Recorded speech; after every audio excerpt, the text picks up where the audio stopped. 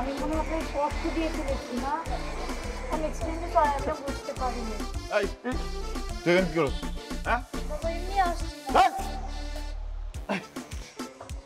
আসসালামু আলাইকুম। 20 লাখ টাকা দিয়ে গেল। এই কে সেই? পালাচ্ছিল।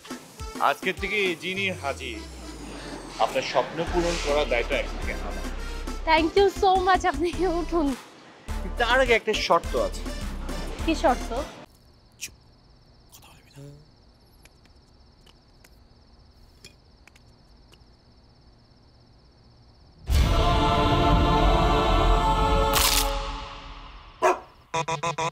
ভীষণ কুড়মুড়ে গোরমার পপস বিস্কুট, একটু জায়গা বুঝে খান। গো মা, আমি তো তোমার একদম পিচ্ছি মনে করছিলাম। তুমি তো আর পিচ্ছি নাই, তুমি তো পুরা লাভ ইউ হয়ে গেছো। হইছে, আল্লাহ দেখাইতে হবে না। আমার মন ভালো নাই। কেন, কি কারণে? আমার বউ রাগ কইরা তার বাপের বাড়ি চলে গেছে। মেয়েদের একটাই সুবিধা, রাগ করলেই বাপের বাড়ি চলে যেতে পারে, কিন্তু ছেলেদের তো যাওয়ার কোনো জায়গা নাই। তুমি ঠিকই বলছো বাবু। হ্যাঁ, 100% সত্যি বলছি। কিন্তু তুমি কারে বাবু বলতেছো? হ্যাঁ, তোমারই তো বাবু বলতেছি। হায় হায়, কক কি? তুমি যদি আমার মতো একটা বয়স্ক মানুষের বাবু ডাকো, আর এই কথা যদি মানুষ শুনে, তাহলে মানুষ কি আমাকে আস্ত রাখবো? আশা করে তো আমার মাইরেই বেলাইব। হ্যাঁ, তুমি আমার বাবু ডাকতেছো, কি কর? হাসাহাসি করো, তুমি আমার বাবু, আমার জান। আচ্ছা শোনো না, তোমাকে একটা প্রশ্ন করি বদরুল। ছি, ছি, ছি, ছি। তুমি আমার নাম ধরে ডাকতেছো? হ্যাঁ, এই তুমি বাইরে গেলেও কি তুমি আমার নাম ধরে ডাকবা, মানে বদরুল গুয়ে ডাকবা? হ্যাঁ, বদরুল বলি ডাকবো। সি সি সি সি সি সি, নামতে নামতে তুমি এত নিচে নামে গেলা যে তুমি আমার নাম ধরে ডাকতেছো। আরে এই কথা যদি মানুষ শুনে, তাহলে তো মানুষ হাসতে হাসতে মরে যাব, আর আমারও তো মনে করো সাইজ করে দিব। আল্লাহ, শেষ। আমার মান সম্মান সব পাংচার হয়ে গেল, শেষ। কি আর করা, আমি তো মাইন কাছি ভাই পইরেই গেছি। তুমি যেহেতু কইতেছো, তাহলে ওইটাই থাকলো, তুমি নাম ধরেই ডাকবা। আমার তার কিছু করার নাই, আমার তো মান সম্মান সব ধ্বংস। আচ্ছা বাদ দাও, তুমি যেন কি বলতে চাইছিলা? ও, বলতে চাইছিলাম তোমার বই কি দেখে তুমি প্রেমে পড়ছো, জোরে বিয়ে করে আনছো? মানে ওর ঠোঁট দুইটা দেখা, ওর ঠোঁট দুইটা যা সুন্দর, আমি দেখা তো পুরাই কাত হয়ে গেছি। মানে বাসর রাতে যখন ওর ঠোঁট দেখছি, কিসের কি, আমি তো পুরা মাথা চক্কর দিয়ে পড়ে গেছি। কি অবস্থা! আই চুপ থাকো তুমি, স্টুপিড একটা।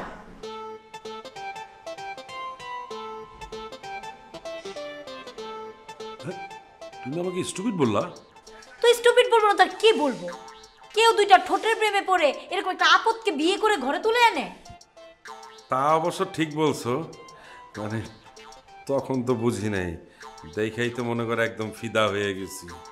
কিন্তু বিয়ার পরে তো বুঝতেছি কত বড় আপদ গড়ে তুলছি, এখন হারে হারে টের পাইতেছি, বুঝছো? যাক, তোমার উপর থেকে এখন আপদের আঁচড়টা দূর হয়েছে। এখন শুধু তুমি আর আমি, আমি আর তুমি, দুজন দুজনার, দুজনের মাঝে আর কেউ থাকবে না, কেউ রইল না। কি হয়েছে, তুমি এমন করতেছো কেন? আমার কলজাটা চিপসায় একদম কিসমিসে চ্যাপটা হয়ে গেছে, আমার না খুব ভয় লাগতেছে। আরে প্লিজ। কিসের ভয়? তুমি আর আমি তো এখানে। না না, তারপর আমার খুব ভয় লাগতেছে, কেউ যদি দেখে বলে। আরে একটু ওদিকে যাবো, ওদিকে যাবো, আমার ভয় লাগতেছে। চাপো চাপো চাপো।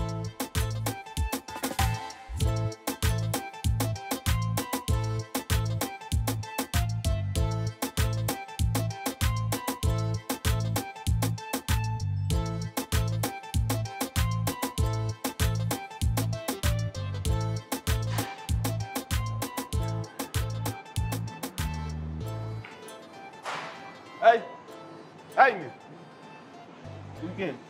আমার নাম সুচি। কি? সুচি। আরে সুচি ও আর কুচি হও, একটা মুরব্বি দেখলে যে সালাম দিতে হয়, এটা শেখো নাই?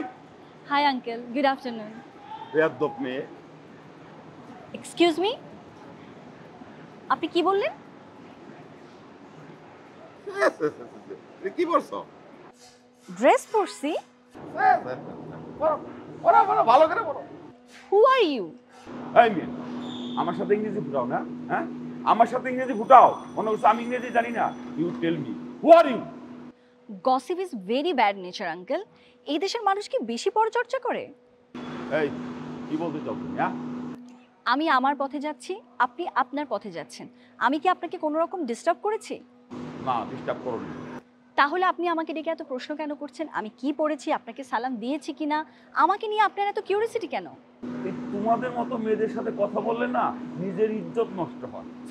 এক্সকিউজ মি, আমি আমার কথার উত্তর পাইনি। আমার কথার উত্তর না দিয়ে আপনি কোথায় যাচ্ছেন? এই তোমার কি উত্তর দিব? হ্যাঁ, কি উত্তর দিব? আমার ড্রেস আপনার কি ক্ষতি করেছে? আমি আপনাকে সালাম দিলাম কি দিলাম না এটা তো ম্যাটার করে না। আমার সালাম দিয়ে আপনার কি উপকার হবে? কোনো উপকার হয়নি। আমার লাগবে না তোমার সালাম। তোমার যা খুশি তাই করো, দরকার হলে খালি গায়ে রাস্তাতে হাঁটো। আমার কোনো সমস্যা নাই। আপনার যদি কোনো সমস্যা না থাকে তাহলে এতক্ষণ সময় আমার সাথে তর্ক করে কেন নষ্ট করলেন? এই সময়টুকু আপনি নষ্ট না করে আপনার নিজের ক্যারিয়ারে ফোকাস করতে পারতেন, আপনার ফ্যামিলিতে ফোকাস করতে পারতেন, অন্য কোনো প্রোডাক্টিভ কাজ করতে পারতেন কিনা বলেন? একটা দেশের কোনো মানুষের ব্যক্তিগত উন্নয়ন মানে পুরো জাতির উন্নয়ন, মানে পুরো দেশের উন্নয়ন। আমি বুঝি না, আমি যখন থেকে আসছি দেখছি চারিদিকে নেগেটিভ পিপলে একদম ভরা, চারিদিকে নেগেটিভিটি। মানুষের আসলে খায় দায় কোনো কাজ নেই, মানুষ কেন এত নেগেটিভিটির পিছনে সময় ব্যয় করে? এই তুমি এই দেশের মানুষ, এই দেশের মানুষ করতেছো কেন? হ্যাঁ, তুমি কোন দেশের মানুষ? তুমি কি আসমান থেকে নাজিল হইছো? আমি আসমান থেকে নাজিল হই নাই, আমি আমেরিকা থেকে আসছি। আমি আমেরিকার সিটিজেনশিপ পাওয়া একজন মেয়ে। বাই দ্য ওয়ে, আপনি এই অ্যাপার্টমেন্টে জাহান ম্যাডামকে চিনেন? হ্যাঁ, চিনি। She is my mom. Sorry মাজনী, আমার না আসলে ভুল হয়ে গেছে, আমি চিনতে পারি না। আর তোমার পরিচয়টা আগে দিবা না? আমার পরিচয় পেলে কি আপনি আমার সাথে ভালো ব্যবহার করতেন? আর আমার পরিচয় না জানলে আপনি আমার সাথে খারাপ ব্যবহার করবেন? This is very bad uncle. প্রতিটি মানুষেরই দায়িত্ব হচ্ছে প্রত্যেকটা মানুষকে সম্মান করা। আমি একটা বিষয় লক্ষ্য করেছি আঙ্কেল, আমাদের দেশের মানুষরা পরচর্চা এবং পরনিন্দায় লিপ্ত থাকে। এটা কি হওয়া উচিত আঙ্কেল? আপনিই বলেন। না গো মা, তুমি একদম ঠিক বলছো। আর তুমি একটা আঙ্গুল দিয়ে আমার চোখ খুলে দিছো, বুঝছো? আসলে কি করুম কও, আমাকে বংশ পরম্পরা, এই যে পিতা মাতা, দাদা দাদা, এরা সবাই খালি পরচর্চা করতো। সেই জায়গা থেকে আমিও না শিখা সেই পরচর্চা থেকে আর বাড়িতে পারি নাই। তুমি একদম সঠিক কথা বলছো মাজনী। শোনো, এই তুমি আমার জন্য একটু দোয়া করো, বুঝছো? এই আমি জানি এই পরচর্চা পরনিন্দা থেকে আমি বের হয়ে আসতে পারি, বুঝছো? আমি জানি আর কারো কোনো পরনিন্দা পরচর্চা না করি। হ্যাঁ, তুমি আমার জন্য দোয়া করো মা। হ্যাঁ, আমার দোয়া দিয়ে কিছু হবে না আঙ্কেল, বরং আপনি একটু চেষ্টা করুন, পরচর্চা এবং পরনিন্দা বন্ধ হয়ে যাবে। এবং কেউ যদি আপনার কাছে পরচর্চা এবং পরনিন্দা করতে আসে, আপনিও তাকে অ্যাডভাইস করেন যাতে পরচর্চা এবং পরনিন্দা না করে। ম্যান টু ম্যান আমরা যদি পুরা দেশ এটা যদি প্র্যাকটিস করি, আপনি চিন্তা করতে পারছেন পুরা দেশ পজিটিভিটিতে ভরে যাবে। আহা, তুমি তো একেবারে জ্ঞানের কথা বলছো মা। তুমি আসলে খুবই জ্ঞানী। শোনো মা, তুমি একদম সঠিক বলছো। একজনের খারাপ অভ্যাস আরেকজনের মধ্যে ছড়াই যেতে পারে, তেমনি একজনের ভালো অভ্যাসটাও আরেকজনের মধ্যে ছড়াই যেতে পারে। আমি এখন থেকে ভালো অভ্যাসটাই চর্চা করবো। এই এখন থেকে শুরু করছি আর কি। Thank you. ওয়েলকাম।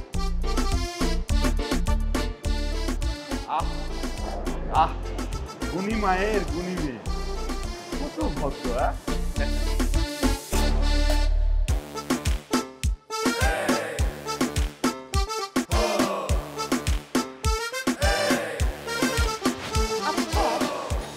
তোমার না সেই কবে আমেরিকা যাওয়ার কথা, এখনো যাচ্ছ না কেন? কতদিন তো হয়ে গেল। তুমি না গেলে আমি কিভাবে যাবো বাবা, বলো?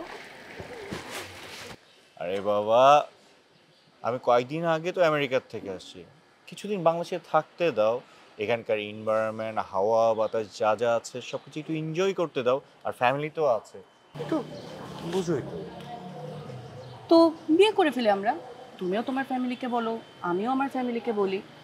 অ্যাটলিস্ট এনগেজমেন্ট তো আমরা করতেই পারি। আমি সব কিছু বুঝছি, আমি তোমার সমস্ত কথা বুঝতে পারছি, কিন্তু তুমি কি আমার ইস্যুটা বুঝতে পারতেছো না? কি ইস্যু? আরে বাবা, আমি আমার ফ্যামিলির একমাত্র ছেলে। তো আমার বিয়ের প্রোগ্রাম তো হুট করে এভাবে দিয়ে দিবে না। বিশাল বড় আয়োজন করে সবাইকে ডেকে এনে আমার বিয়ের প্রোগ্রামটা তারা করবে, ঠিক না? তাতে তুমি জানো আমার পুরো ফ্যামিলি সব মেম্বাররা দেশের বাইরে থাকে, ওদেরকে তো আসতে সময় দিতে হবে না।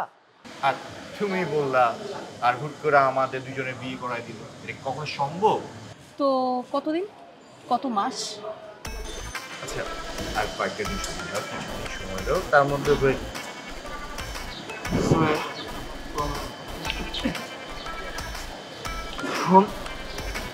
চলো। কোথায়? কোথায়? যেখানে আমি আর তুমি সবসময় যাই। আবার? হ্যাঁ। কেন আমরা অন্য কোথাও যেতে পারি না?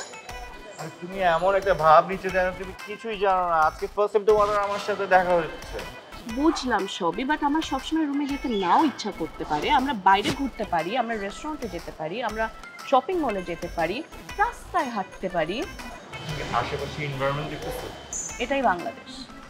আরে বাবা, তুমি তো জানোই আমার ডাস্ট অ্যালার্জি আছে।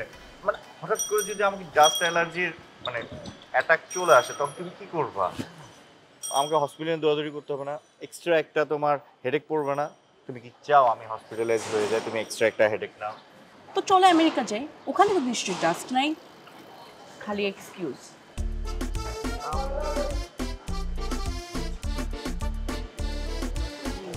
না, আমি আজকে রুমে যাব না। আমরা রেস্টুরেন্টে যেতে পারি, আমরা কমেডি শো দেখতে পারি, আমরা শপিং মলে যেতে পারি, কিন্তু আমি আজকে তোমার রুমে যাব না। সিরিয়াসলি? সিরিয়াসলি। তুমি যেসব জায়গার কথা বলছো ওটা তো অনেক বেশি ক্রাউডেড, সবাই তোমার দিকে তাকায় থাকে। আমি চাই না কিন্তু তোমার দিকে ফেলফেল করে তাকায় থাকবো, আমার এটা না একদমই পছন্দ না। মানে আমি চাই শুধু তুমি আমাদের। আবার? হ্যাঁ। তুমি তোমার রুমে যাও, আমি আমার রুমে যাই। আজও এবার রেক করে চলে যাচ্ছ কেন? আরে শোনো না প্লিজ।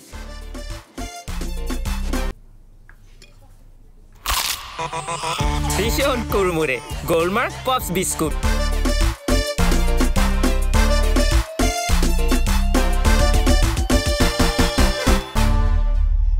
আফা নেন কপি।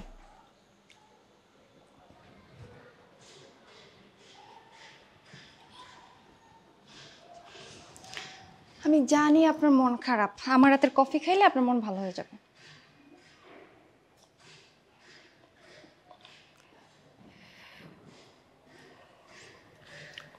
আপা সত্য করে বলেন তো, আপনি কি আপনার মেয়ের সাথে সত্যি সত্যি আমেরিকায় চলে যাবেন? উনি কি আপনার নিয়ে যাইতে আসছে?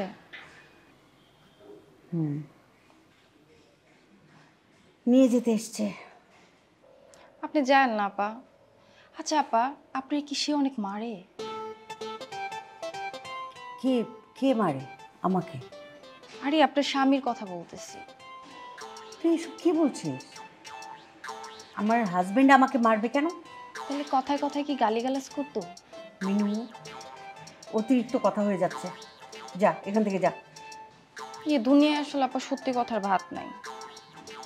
তোকে তোকে আমি এখান থেকে যেতে বলেছি মিনু। আচ্ছা আপা, আপনার স্বামী কি আমার চেয়ে কম বয়সী মেয়ের সাথে প্রেম করে, নাকি 3-4 বাচ্চার মা? আজব তো, আমার স্বামী প্রেম করে এ কথা তোকে কে বলেছে? কে বলেছে? আচ্ছা আপা, উনি আপনার মারেও না, গালিগালাজও করে না, অন্য কারো লোকে প্রেমও করে না, তাহলে ওনার উপর আপনার রাগটা কিসের? বেটার তাহলে দোষ কি? কার দোষ, আমার দোষ নাকি তার দোষ, সব প্রশ্নের উত্তর তোকে দিতে হবে? এত কিছু জবাব তোকে দিতে হবে কেন মিনু? কে তুই? কে? আপা আমি তো আপনার সব। আমি আপনার রাইন্দা খাওয়াই, আপনার কাপড় চোপড় ধুইয়া দেই, আপনার সেবা যত্ন করি, আর এখন বলতেছেন আমি কে না? আমি তো আপনার সব। তুই তুই এক্ষুনি এই বাড়ি থেকে বের হয়ে চলে যাবি। তোকে আমার চোখের সামনে দেখতে ইচ্ছা করে না। তুই আমার কেউই না। আমি সব পারবো, রান্না করতে পারবো, কাপড় চোপড় ধুতে পারবো, সব কিছু পারবো। যা। আপা আপনি বললে আমি বের হয়ে যাবো? আপনি আমার মারেন, বকেন, গালি দেন, আমি আপনারে ছেড়ে যাবো না। আমি চলে গেলে আপনার অনেক কষ্ট হয়ে যাবো না? বাপ রে, শোন মিনু, তুই যদি এ বাসায় থাকতে চাস কোনো কথা বলা যাবে না, আমার সামনে বসে প্যাটর প্যাটর করা যাবে না। আপা, আল্লাহ আমারে জবান দিছে কথা বলার লেগে, সে আমার জবান কেড়ে নিলে আমি অটোমেটিকলি চুপ হয়ে যাব। মিনু, তুই কি এখন এখান থেকে যাবি দয়া করে? না, আমি যাবো না আপা। আপনি বিদেশ থেকে আসার সময় কত হাসি খুশি একটা মানুষ ছিলেন, আর এখন আপনার মেয়ে আইছে, আপনি কেমন জানি সব কিছু চুপ হয়ে গেছেন। আপনার এই কষ্ট আমার ভাল লাগে না আপা।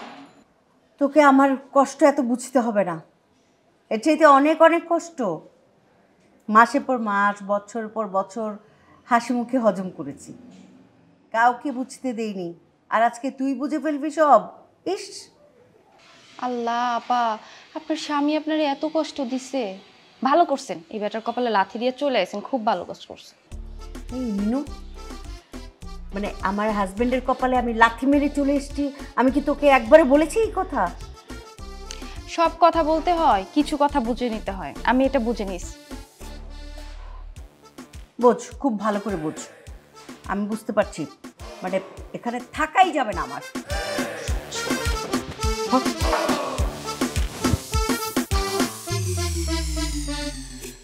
আহারে, এত সহজ সরল মানুষটার এত কষ্ট, তার কষ্ট দেখলে আমার খুব কান্দন আসে। আপনি এমন ফর্মাল লুকে আজকে কোথায় যাচ্ছেন? আপনাকে একটা জিনিস বলতে ভুলে গেছিলাম। কি? আমি অফিসিয়াল ডিউটি পেয়েছি। তাই? কি কাজ? এই যে আপনি কোথায় যান, মানে কোন কোন জায়গায় যান, কার সাথে দেখা করেন, এসব কিছু আমি খোঁজ খবর রাখবো অফিসিয়াল। আই, আপনি না এত কথা জানেন। আচ্ছা, আপনি কোনোদিন প্রেম করছেন? হ্যাঁ, তো করছি না। এক বসন্ত কি আমার সারা জীবন কেটে গেছে নাকি প্রেম ছাড়া? কয়টা ব্রেকআপ হয়েছে? এটার তো বেসিক্যালি কোনো হিসাব নেই, কারণ আমার জন্য প্রেমটা হচ্ছে নদীর স্রোতের মতন। নদীর স্রোত যেমন আসে আর যায়, আসে আর যায়, আসে আর যায়। না, আমার কাছে প্রেম হচ্ছে বদ্ধ পুকুরের মতো, প্রেমটা সবসময় আবদ্ধ থাকবে। বদ্ধ পুকুরে পানি বেশি দিন জমা থাকলে কি হয় জানেন? নষ্ট হয়ে যায়, গন্ধ বের হয়। এই বদ্ধ প্রেম পরবর্তী সময় মারপিট হয়, কিল ঘুষি লাথি সব পরে, লাস্টে এটা সহ্য করতে না পেরে হয় ব্রেকআপ। আর নদীর স্রোতের মতন যে প্রেম, সেখানে থাকে স্বাধীনতা। আপনার সেঞ্চুরি হয়ে গেছে? এইটার আসলে হিসাব নেই, অনেক অনেক। কিন্তু আপনার সাথে কোন মেয়ে প্রেম করছে? আপনি যেই কিপটার কিপটা। প্রেম মানে বুঝেন? প্রেম মানে হচ্ছে give and take. Give and take, এটার মানে হচ্ছে দেয়া আর নেয়া। মানে আমি আপনাকে দিব, আর এর বিনিময়ে আপনি আমাকে দিবেন। কি দিব? এই যে আমি যদি এখন কিপটা আমি বাদ দেই, তারপর হচ্ছে আপনার উপর খরচ করি, আপনাকে শপিং করতে নিয়ে যাই, তাহলে আপনি আমাকে দিবেন না? একটা বডি স্প্রে দিব। Body spray? কেন বডি স্প্রে কেন দিবেন? মেয়েরা ছেলেদেরকে বডি স্প্রে কেন দেয় জানেন? কারণ ছেলেরা সপ্তাহে একবার গোসল করে, আর যার কারণে তাদের গা থেকে আসে দুর্গন্ধ, আর এই দুর্গন্ধ টের পায় বেশি কে? গার্লফ্রেন্ডেরা। আর এই দুর্গন্ধ কভার করার জন্য গার্লফ্রেন্ডরা তার বয়ফ্রেন্ডদেরকে বডি স্প্রে গিফট করে। আপনি লাস্ট কবে গোসল করছেন? আমি গত বছর করছিলাম। এই বছর তো শুরু হলো কয়েকদিন আগে, এখনো করিনি। এই জন্যই আপনার কোনো প্রেম টিকে না। মেয়েরা আপনার দুর্গন্ধের কারণে দৌড় দিয়ে পালায় আপনার। আচ্ছা আচ্ছা, তাহলে আপনি তো এটা বললেন আমাকে যে হলো মানে মেয়েরা ছেলেদেরকে কি দেয়। আপনি বলেন তো ছেলেরা মেয়েদেরকে কি গিফট দেয়? কি দেয়? মলম। মলম? কিসের মলম? চুলকানির মলম। আপনি আর ঠিক কোথায় জিতেছেন? আপনি আমাকে ভুল বুঝতেছেন কেন? আপনি খালি উল্টাপাল্টা কথা বুঝেন। আপনি আমার সাথে স্ল্যাং ইউজ করছেন, দ্যাটস ওয়াই আমি আপনার থেকে নিরাপদ দূরত্ব বজায় রেখে আমার উদ্দেশ্যে চলে যাচ্ছি। আমাদের চুলকানি একটা মলম আছে, নিয়ে যান। এটা ব্র্যান্ড প্রমোটার হন। চুলকানি তো খারাপ জিনিস না, চুলকানি থাকা ভালো। আমি কিন্তু তোমার বাঁচানোর জন্য ব্যবস্থা করছি, বিশ্বাস করো। ছাড়ো ছাড়ো। আহা, রাগ করো না, এমন করো না, শোনা এরকম করে না। ওয়েট, আপনাকে করছি? একদমই না, অ্যাকচুয়ালি আমি ভুলে ছাদে চলে আসছি। আমি যাচ্ছিলাম একটু অফিসের দিকে। আপনি আসলেন, এখন সাথে সাথে চলে যাচ্ছেন, এর মানে ক্লিয়ার আপনি আমাকে অ্যাভয়েড করছেন।